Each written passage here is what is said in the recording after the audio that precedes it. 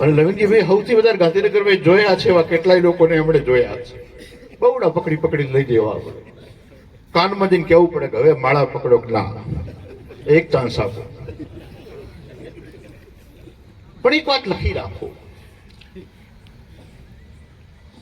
કે જેણે પોલીસ ખાતામાં નોકરી કરી છે એમના ઉપર વિશેષ 2-3 બાબતો બધા કરતા વિશેષ પ્રવૃત્તિની હોય છે. પ્રવૃત્તિ બધાની એક સરખી હોય છે, પ્રવૃત્તિ કરનારો કોઈ પણ છે, પણ જે પબ્લિક સુરક્ષાની જે ફોર્સમાં છે, પ્રજાની સુરક્ષાના જે પરિબળમાં છે, એવા લોકો ઉપર છે ને ડે નાઇટનું બર્ડન હોય છે, જોખમ હોય છે, રાત દિવસ.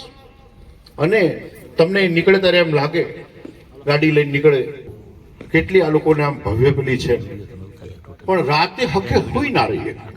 એક ફોન તો રણકે જ, બરાબર આમ ઢોલીઓ ઢાળી માં દાડા પડ્યા હોય ત્યાં કાઢો ફોન રણકે, ફલાણું થયું છે, ઢીકણું થયું છે. પણ જે એક જ સેકન્ડની અંદર ઊંઘને ત્યાગી અને તરત પોતાની વાતને સાધી લે, દોર સાધી લે પ્રવૃત્તિનો, એને પોલીસ ઓફિસર કહેવાય. એના મોઢા પર પછી ઊંઘ ના હોય, એના મોઢા પર ઉજાગરો ના હોય. અને ગૌરવશાળી આપણે છીએ એવા સ્ટેટમાં જીવીએ છીએ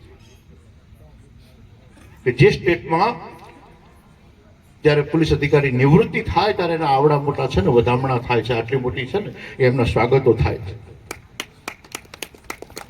આ જે ગુજરાત રાજ્ય છે, આ ગુર્જર ભૂમિ છે, આના ઉપર જે સાંસ્કૃતિક સંહિતા છે, જેણે સ્વયં સુરક્ષાના કેટલાય બાબતોને પ્રજાએ સ્વીકારી છે. આજે ગુજરાતમાં હું બહાર જઉં છું, બધે ગમે ત્યાં દેશાવર જાઓ, તમે દેશમાં જાઓ, બીજા સ્ટેટમાં જાઓ, ગુજરાતનું નામ પડે છે. આવો આવો આવો ગૌરવથી જોવે છે. જેમ અમેરિકાના ગ્રીન કાર્ડની જેટલી વેલ્યુશન વિશ્વના પટલ ઉપર છે ને, એટલી ગુજરાતીઓની વેલ્યુશન ભારતના બીજા રાજ્યો ઉપર.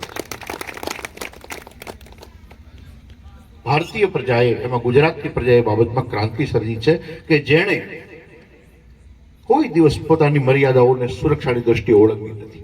હા, કેટલાક પ્રશાસનો એવા વિચિત્ર આવ્યા કે જે વખતે પોલીસ ઓફિસરોને ખૂબ વેઠવું પડ્યું છે.